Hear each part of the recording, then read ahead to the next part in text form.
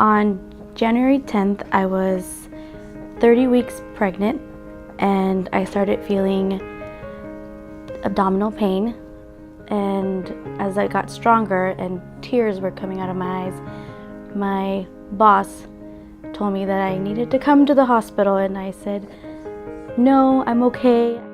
Well, she made me come, and sure enough, as soon as I got here, found out that I was 7 centimeters dilated and I was going to have this baby today. I was very scared because he was supposed to still stay in there for 10 more weeks. And 12:51, he was born, weighing 3 pounds, 12 ounces. I'm sorry, I'm gonna cry. There was a bunch of doctors and nurses that were coming in and out of my room, which made me even more scared, but I knew he was getting taken care of. Dr. O'Connor, the pediatrician on call at the time, was taking care of him along with other nurses, and he had to get ventilated because his breathing was very rapid and he couldn't control it. He couldn't stay here, of course, because they weren't equipped with all the necessary stuff and people to take care of him here. So he had to get transported to another hospital with the NICU. And the only place at the time, because he was born during a snowstorm, of course, the one time he wants to come out is during a snowstorm, and there was no transportation available except Portland. Randall's Children's Hospital was the only place that could come pick him up. So it took him 7 hours to get here. So my baby was here for about 10 hours or so, and 7 hours to get back to the NICU in Portland. And he spent 39 days in the NICU in Portland.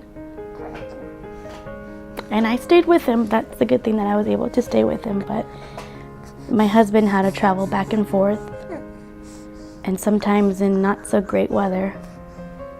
So it would take him about 4, 5, 6 hours to get to Portland. So after he got off the CPAP machine, all he needed to do was just gain weight and sleep, basically. So after that, I guess it would have been, if St. Mary's was equipped with that, with the technology and people and everything, it would have been great if we could have come back after that, so that we didn't have to be so far away from our friends and family, who we didn't get very many visitors because it was far away and weather wasn't great and it was pretty lonely.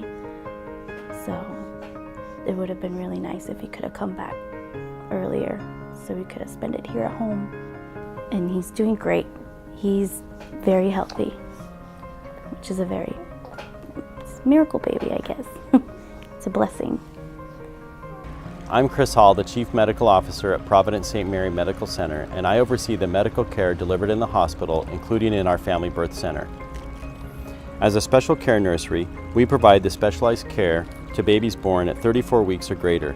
As the only birth center in our valley and the only special care nursery in our region, new parents and grandparents are depending upon us to provide high-quality care for their little ones. Expecting the birth of a child is such a joyful time for families. No one expects to have a baby born prematurely or with complications. With baby Iker, it is because our facility is ready with advanced equipment and that we have highly skilled physicians and nurses that we were able to stabilize him while he was awaiting transport to the NICU. It is critical that we continue to make investments in equipment like the Panda warmers for important infants like baby Iker. While not every baby requires a warmer, those who do need it immediately. The warmer provides radiant heat, has integrated oxygen, and a resuscitation system for high-risk newborns. The additional warmers will be placed in the labor and delivery rooms to allow for quick, easy access for clinical staff.